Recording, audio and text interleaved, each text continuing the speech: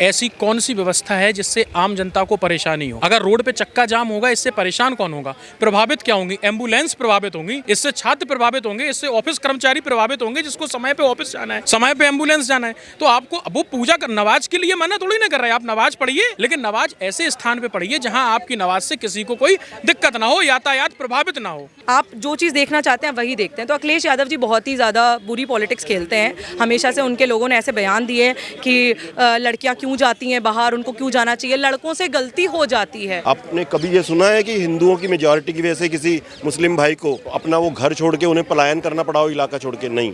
परंतु यहाँ थोड़े से भी मुस्लिम्स में मेजॉरिटी हुई तो हिंदुओं को छोड़ना पड़ता है इलाका अपना, है ना।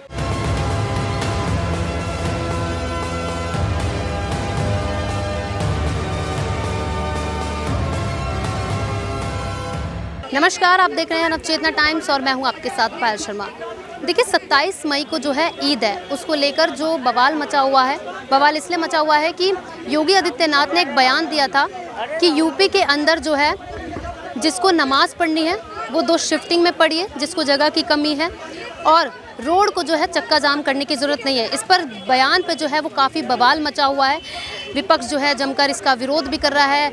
ऊपर से अखिलेश यादव इस पर कह रहे हैं कि पूछ कर थोड़ी ना पढ़ेंगे, जिसको जहां पढ़नी होगी वो वहां पढ़ेंगे। अब लोगों का इस पर क्या ओपिनियन है, और साथ में ये भी जानना चाहेंगे लोगों से कि 2027 में बाबा आएंगे या खेल पलटेगा, इस पर भी लोगों का ओपिनियन जानने की कोशिश करेंगे। तो सीधा लोगों से जुड़ते हैं और बात करते हैं। सर क्या नाम? जी, मैं रामजी तिवारी। जिस तरीके से योगी आदित्यनाथ ने अभी हाल ही में बयान दिया था कि यूपी के अंदर नमाज पढ़नी है तो मस्जिद में जाके पढ़िए, 2 शिफ्ट में जाकर पढ़िए, लेकिन रोड को चक्का जाम करने की ज़रूरत नहीं है, उस बयान को आप किस नज़रिए से देखते हैं? मैम, ये आप बताइए, ऐसी कौन सी व्यवस्था है जिससे आम जनता को परेशानी हो?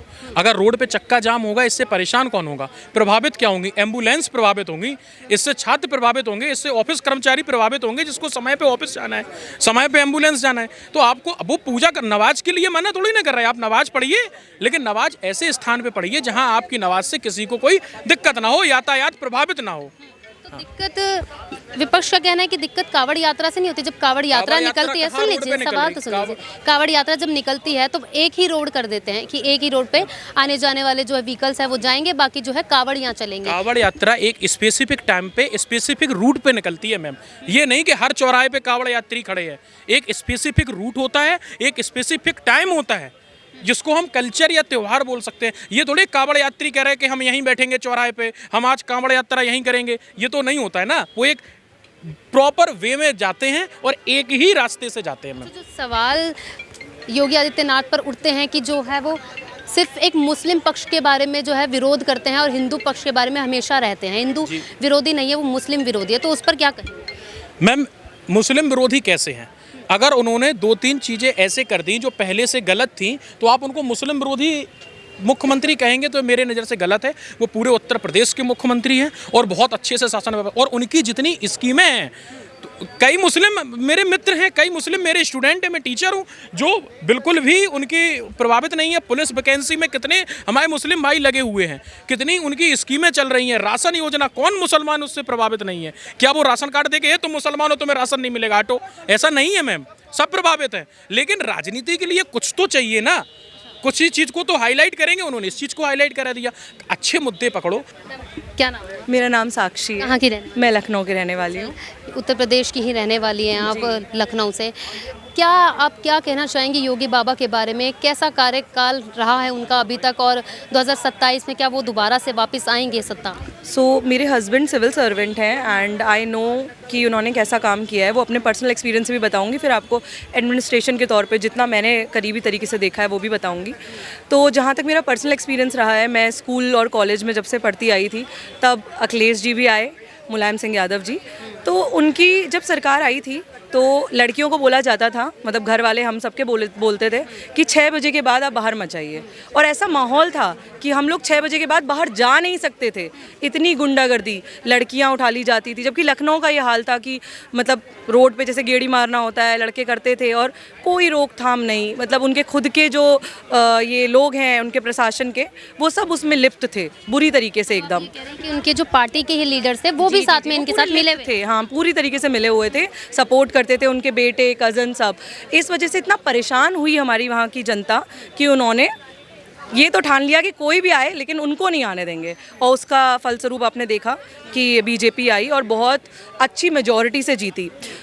जो अयोध्या में हारी है उसके और रीजंस हैं, लेकिन हाँ योगी जी की जब से बात करी जाए तो वो उत्तराखंड के हैं और मेरा होम टाउन उत्तराखंड का है, तो आई नो पर्सनली कि वो एक ऐसे नेता हैं जो बिल्कुल भी करप्ट नहीं हैं। उनकी जो बहन है वो आज भी उसी घर में रहती है जहाँ उनकी परवरिश हुई थी, उनकी वो छप्पर जो है वो आज भी कच्ची ही है, और वो खुद ऐसे नेता हैं जो खुद 4 बजे उठते हैं, 3 बजे उठते हैं और अपने जो अधिकारी हैं उनको बुलाते हैं अपने आवास पे कि आइए मीटिंग करते हैं। ऐसा नहीं है कि अगर वो 4 बजे उठ रहे हैं तो वो कहेंगे कि नहीं नहीं आप 10 बजे उठें, 12 बजे उठें, तो वो उनका एक तरीका है।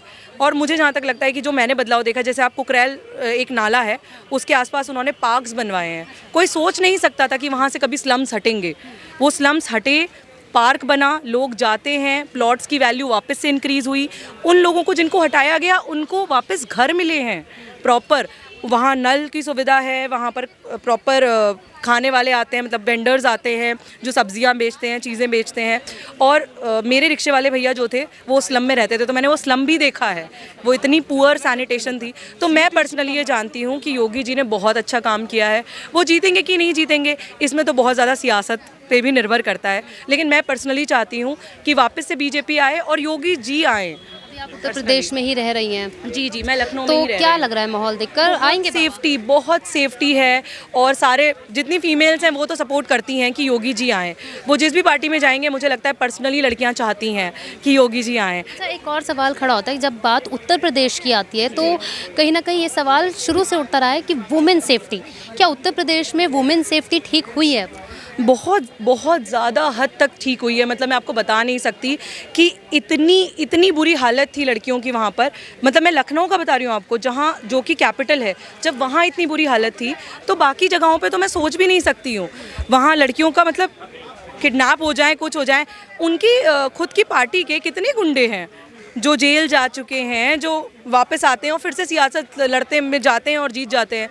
मतलब कोई भी अपने जो उस जगह के लोग हैं वो नहीं चाहेंगे कि गुंडा नेता बने, राइट? वो चाहते हैं पढ़े लिखे लोग आएँ। आपने अभी ये भी बोला कि घर मिला है कुछ लोगों को, स्लम एरिया वालों हाँ, को, हाँ। तो लेकिन अयोध्या में जहाँ से हारी है उन लोगों का, रहने वालों का ये कहना है कि उनके घर तोड़े गए और ऊपर से उनको मुआवजा भी नहीं मिला। तो क्या ये एक सियासत है या सोची समझी साजिश है उनके तहत, ये क्या है? देखिए, मुझे ऐसा लगता है कि कहीं पर भी कुछ भी अवैध तरीके से अगर किया जाएगा तो वहाँ से आप हटाए जाओगे। ये तो आपको उस वक्त सोचना चाहिए ना जिस समय आप अवैध उसे कब्जा कर रहे हो। जहाँ तक मंदिर का सवाल है, तो मंदिर बने या कुछ भी बनता है तो उसकी इकोनॉमी बूस्ट होती है। जैसे अयोध्या में आया, अब आप देख रहे हैं उसकी इकोनॉमी इतनी बूस्ट हुई, वहाँ के लोगों का लाइवलीहुड बढ़ा है। वहाँ लोग कुछ नहीं कमाते थे, मंदिर भी नहीं था, एकदम बुरी तरीके से राम जी को रखा जाता था। आप देखिए पूरा मंदिर बन गया है, लोग आ रहे हैं, इकनॉमी बूस्ट हो रही है। आप मक्का मदीना का ले लीजिए, वहाँ लोग जाते हैं, इकनॉमी को बूस्ट मिलता है, राइट? तो वैसे ही अयोध्या में भी हो रहा है। और जिन लोगों को बोला जा रहा है वहाँ से नहीं मिला घर, तो अगर आपने अवैध कब्जा करा है और सरकार के पास ज़मीन नहीं है या वो कोशिश कर रही है कि बाद में आपको वापस से स्थापित करेगी उस जगह पे, तो उसके लिए थोड़ा इंतज़ार करना पड़ता है। और जहाँ तक रही हारने की बात, तो मुझे जो पर्सनली लगता है, योगी जी ने ये एक बीजेपी के लोगों को बोला था कि आप जो उम्मीदवार खड़ा कर रहे हैं उसके बारे में उन्होंने साफ बोला था कि आप ये उम्मीदवार मत खड़ा करिए, हार जाएंगे। He was not a popular candidate from there. अगर आपको एक लोकल पॉपुलर कैंडिडेट को खड़ा करते बीजेपी तो वो जीतती। बीजेपी की शॉर्ट साइटेडनेस रही है, इसमें पर्सनली योगी जी का कोई दोष नहीं है जहाँ तक मुझे एक पता। बयान भी हाल ही फिलहाल में दिया है, क्योंकि ईद आ रही है, तो उन्होंने एक बयान में कहा है कि नमाज जो है मस्जिद में पढ़िए, रोड को चक्का जाम करने की ज़रूरत नहीं है। और जिसने भी ये पहल करी, नमाज जो है सड़क पर पढ़ने की कोशिश की, फिर आप अंजाम देख लीजिए। तो क्या इस बयान का कितना समर्थन करती हैं? देखिए, मैं इस चीज़ का समर्थन करती हूँ कि सब कुछ कॉन्स्टिट्यूशनली होना चाहिए। संविधान से बड़ा कोई कुछ नहीं है, राइट? चाहे वो नेता हो, चाहे सिटीज़न हो, संविधान से ऊपर कोई नहीं है। संविधान हमारी सुरक्षा के लिए बना है, लेकिन हमारी भी ये जिम्मेदारी बनती है कि हम संवैधानिक रूप से चीज़ें करें, है ना?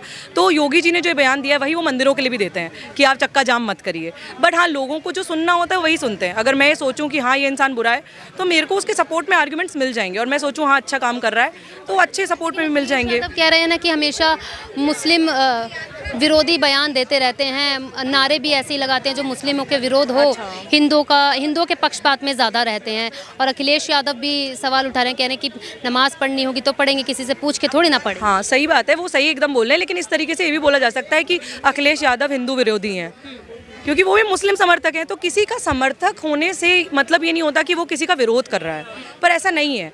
आप जो चीज़ देखना चाहते हैं वही देखते हैं। तो अखिलेश यादव जी बहुत ही ज़्यादा बुरी पॉलिटिक्स खेलते हैं। हमेशा से उनके लोगों ने ऐसे बयान दिए कि लड़कियां क्यों जाती हैं बाहर, उनको क्यों जाना चाहिए, लड़कों से गलती हो जाती है।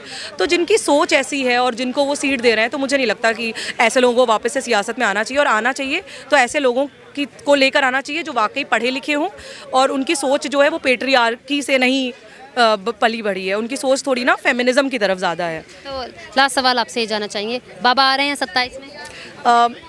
अब मतलब ये तो है कि हम चाहेंगे कि वो आए, बाकी तो अब देखा जाएगा। जैसा ईश्वर ने चाहा, जैसा श्री राम जी ने चाहा वैसा होगा। पहली बात तो ये है कि आप इतने नंबर, आप क्यों इतने सारे हो गए? एक तरफ आपको अल्पसंख्यक बोला जाता है, तो मैं तो ये चाहता हूँ कि इस कम्युनिटी से अल्पसंख्यक शब्द हटा लिया जाए। ये अल्पसंख्यक है ही नहीं। आपने कभी ये सुना है कि हिंदुओं की मेजॉरिटी की वजह से किसी मुस्लिम भाई को अपना वो घर छोड़ के उन्हें पलायन करना पड़ा हो, इलाका छोड़ के? नहीं। परंतु यहाँ थोड़े से भी मुस्लिम्स में मेजॉरिटी हुई तो हिंदुओं को छोड़ना पड़ता है इलाका अपना, है ना।